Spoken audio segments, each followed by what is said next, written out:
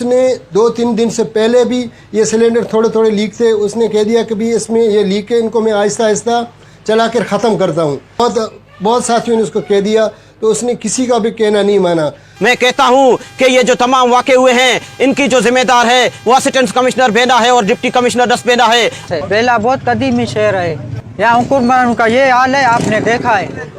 ये सारे जो भी अस्पताल में फंड आते हैं, लेकिन ये खा जाते हैं। आधा घंटे के बाद जो पानी वाली गाड़ी है वो भी आ गई है, ठीक है। इसके बाद यानी कि आधा घंटे के बाद एम्बुलेंस भी पहुंची हुई है, ठीक है। ये आदमी तो तड़प रहे थे, चिल्ला रहे थे हमको बचाओ, कोई नहीं आ रहा था।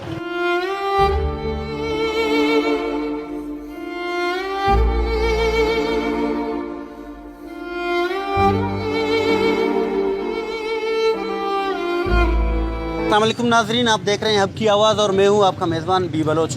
नाजरीन, इस वक्त मैं मौजूद हूं लसबेला के कदीमी शहर बेला में, जहां गुज़िश्ता दिनों जो है वो एक इंतहाई दर्दनाक सानिया पेश आया। एक गैस सिलेंडर की दुकान में जो है वो धमाका हुआ, इस साने में तकरीबन अब तक 13 जो लोग हैं वो शहीद हो चुके हैं और तकरीबन 14-15 के करीब जो है वो मौत और ज़िंदगी की कशमकश में ट्रामा जिना अस्पताल कराची में जो है वो मुकाबला कर रहे हैं ज़िंदगी के और मौत के दरमियान में। तो इस वक्त मैं उस बदकिस्मत जगह पे मौजूद हूँ। ये वो दुकान है, कपड़े की दुकान बताई जा रही है एनी शाहिदीन के मुताबिक। इसके ऐन सामने ये वो 2 शटर इनके बंद हैं, वो सिलेंडर की दुकानें हैं और इससे ये सामने है। जबकि जो आग भड़क उठी थी वो सामने वाली होटल है, जहां तंदूर से यानी शाहिदीन के मुताबिक आग भड़क उठी थी। लेकिन इस साने का जो असल जो वजह है, हालांकि कल तक ये बताया जा रहा था कि सिलेंडर के धमाके की वजह से ये आग भड़क उठी थी जिसने इतना बड़ा नुकसान किया था। लेकिन आज जब हम यहाँ स्पॉट पर आए, यहाँ से लोगों से बात की, तो एनी शाहिदीन जो है ना, हमें जो हकीकत बताई वो दिल को दहलाने वाली हकीकत है। वो यहाँ की इंतज़ामिया के मुंह पे तमाचा के मुतरादिफ है। बताया ये गया है ऐन सामने ये बराबर में जो दुकानें हैं, इन दुकान वालों ने बताया कि इस गैस सिलेंडर की जो 2 दुकानें हैं वहाँ से तकरीबन इस सानेहे से 3-4 घंटा पहले यानी सुबह को जो है वो गैस लीकेज की बू आ रही थी और बार बार उनको बताया जा रहा था दुकान वाले को कि भी आपके गैस की लीकेज हो रही है, बू आ रही है आस पास में। लेकिन वहाँ से दुकानदार की तरफ से ये जवाब मिला कि भाई बिल्कुल लीकेज है चंद सिलेंडरों में, तो उनका गैस जैसे खाली हो जाता है तो फिर मैं उनको बनवाऊँगा। 3-4 घंटे मुसलसल गैस जो है वो लीक होता रहा और इस दौरान दोपहर को दुकानदार जो है वो खाना खाने या किसी और काम से दुकान बंद करके चला गया, तो वो मज़ीद गैस जो है वो वहाँ बंद होता गया।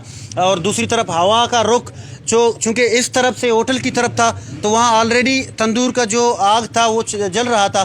तो इस गैस की जो लीकेज की वजह से गैस फैलता जब जो ही होटल पे पहुँचा, तंदूर तक पहुँचा, तो उसने वहाँ से जो है वो आग भड़क उठी और उसने देखते ही देखते इस पूरे गली के लपेट में ले लिया। और लोग जो गुजर रहे थे, जो दुकानों में बैठे हुए थे, जो बाहर घूम रहे थे, ये सब जो है वो आग की लपेट में आ गए, जिसकी वजह से इतना बड़ा सानिया हुआ। अब यहाँ सवाल ये पैदा होता है, सबसे पहले ये है कि इतनी गुंजान आबादी में तंग गली में गैस सिलेंडर इस तरह की गैर कानूनी दुकानों की इजाज़त कैसे मिला?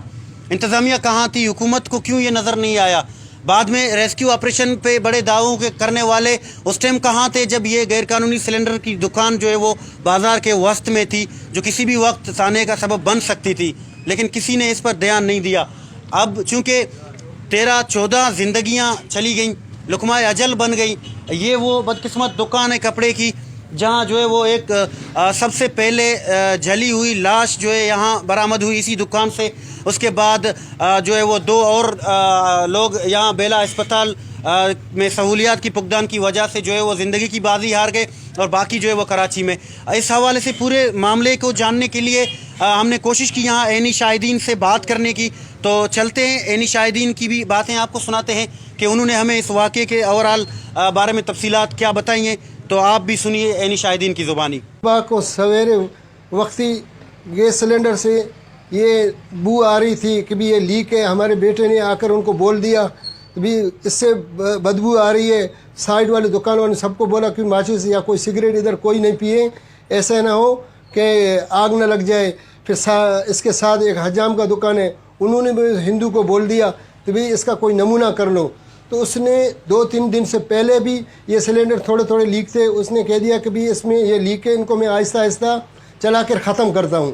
कहने के बावजूद हम लोग ने सब ने ऐसा कोई वाक़या हम लोग ने देखा भी नहीं, ऐसा कभी हमारे साथ हुआ भी नहीं, और हमें ये जहन में नहीं है कि इतना बड़ा नुकसान हो रहा है। तो हमने उसको कहने से भी बहुत साथियों ने उसको कह दिया, तो उसने किसी का भी कहना नहीं माना। इसकी जो असल वजह है ये यहाँ की इंतज़ामिया है। इनको पहले भी पता था कि वेंदा शहर के अंदर ये जो गैस सिलेंडर है, इनके दुकान है, इनको यहाँ से हटा देना चाहिए था, लेकिन इन लोगों ने ये नहीं किया। आपके सामने है कि कितनी बड़ी जानी नुकसान हुए और कितने हमारे लोग शहीद हुए। मैं कहता हूँ कि ये जो तमाम वाक़े हुए हैं, इनकी जो जिम्मेदार है वो असिस्टेंट कमिश्नर बेना है और डिप्टी कमिश्नर दस बेना है। अगर वो पहले इस मसले के ऊपर तवज्जो देते तो हमारे जो भाई जिनके हमने जनाजे उठाए हैं, तो हम लोग ऐसे हादसे से बच सकते थे। ये गैस सिलेंडर, पेट्रोल, आबादी को बहुत नुकसान होता है इससे। अभी तो इधर अस्पताल में कुछ सहूलत नहीं है। बेला बहुत कदीमी शहर है, लेकिन कदीमी शहर होने के बावजूद यहाँ हुक्मरानों का ये हाल है, आपने देखा है। कुछ सहूलत नहीं है, कुछ भी तब्दीली नहीं है। ये सारे जो भी अस्पताल में फंड आते हैं, लेकिन ये खा जाते हैं। सहूलियत कुछ भी नहीं है। आधा घंटे के बाद जो पानी वाली गाड़ी है वो भी आ गई है, ठीक है। इसके बाद यानी कि आधा घंटे के बाद एम्बुलेंस भी पहुंची हुई है, ठीक है ना। अच्छा, जैसे आग लगा हुआ था, पहले शटर नीचे था, शटर जब दुकान वाले ने शटर ऊपर किया, इसके बाद आग निकल गई, ठीक है। कुछ भी यानी कि सहूलत नहीं है, न सिविल अस्पताल में या आवाम में, कुछ भी नहीं है, ठीक है ना। जैसे यानी कि बंदे को आग लगा, अस्पताल लेके गया, यानी कि न मलम है, न डॉक्टर है, न कंप्यूटर, कुछ भी नहीं है। बकरियां अंदर घूम रही है। ये आदमी इधर तड़प रहे थे, चिल्ला रहे थे हमको बचाओ, कोई नहीं आ रहा था। पहले फोन किया, एम्बुलेंस नहीं था। कोई मोटरसाइकिल पे लेके जा रहा था, कोई उस साइज पे लेके जा रहा था, एम्बुलेंस भी नहीं आया था इस टाइम। भाई कोई भी सहूलत नहीं है। अस्पताल में जाओ, एक इंजेक्शन तलक नहीं है। यहाँ लोग अगर थोड़ी बहुत सांसें बचती हो अस्पताल में निकल जाती। ऐसा कोई फायर ब्रिगेड नहीं है हमारे पास, कोई भी सहूलत नहीं है ऐसी। तो खुदारा हम कहते हैं कि हमें ऐसी चीज़ें दे ताकि इस वाक़े दोबारा इन वाक़ों से बच सके। आपने यहाँ के एनी शाहिदीन और बेला के शहरियों की फरियाद भी आपने सुन ली साने के हवाले से, ओवरऑल बेला के हवाले से। तो यहाँ एक चीज़ तो वाज़े हो गई, चूँकि लसबेला का एक इंतहाई कदीमी शहर है और बलूचिस्तान में हुक्मरानी की अगर बात की जाती है तो सबसे ज़्यादा हुक्मरानी का एजाज़ भी इसी शहर को हासिल है। यहाँ से मुसलसल 3-4 बार वजारत आला के मनसब पे फायज़ यहाँ के अवामी नुमाइंदे हुए हैं, लेकिन शहर का ये हालत है कि इस तरह के बड़े सहने के वक्त भी, जब शहरियों से अभी एनी शादीन से जब हमारी बात हुई और शहरियों से तो उन्होंने बताया कि बेला सिविल अस्पताल में जो झुलसे हुए मरीज़ थे उनके ज़ख्मों पे मरहम लगाने तक के लिए मरहमत नहीं थी बेला अस्पताल में। तो इस हवाले से दूसरी तरफ अगर रेस्क्यू ऑपरेशन की बात हो तो भी शहरियों ने यही बताया है कि आग लगने के तकरीबन आधा पौना घंटे के बाद फायर फाइटर की गाड़ी आई है, वो भी एक गाड़ी अवेलेबल है बेला शहर में, इतनी बड़ी आबादी के शहर में। तो यहाँ आग बुझाने के लिए उत्तल यहाँ तक के विंदर तक जो है वो फायर फाइटर की गाड़ियाँ तलब करनी पड़ी हैं। तो वो चूँकि यहाँ से तकरीबन 70-80 किलोमीटर से जब एक गाड़ी यहाँ आती है, एक तरफ गैस में लगी हुई आग है, तो उसने जब तक अपनी जितनी तबाही करनी होती है वो तो कर चुका होता है। यही सीन यहाँ बेला में हुआ है।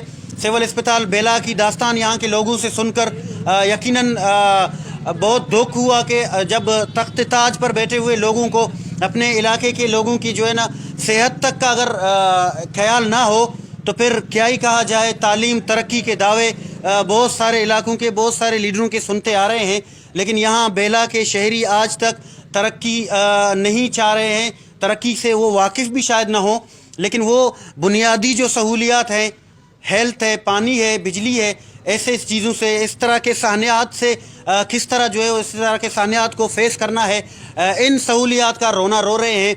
इतना बड़ा सानिया हो जिस शहर में और वहाँ की सबसे बड़ी सरकारी हॉस्पिटल में एक पेन किलर इंजेक्शन या फिर जली हुई ज़ख्म पे मरहम लगाने तक का अगर सहूलियत मैसर ना हो तो फिर वहाँ क्या ही कहा जाए। यही सूरत हाल है बेला की। अब तक के लिए इतना। अपने मेज़बान बशीर बलोच को इजाज़त दीजिएगा। अल्लाह हाफ़िज़।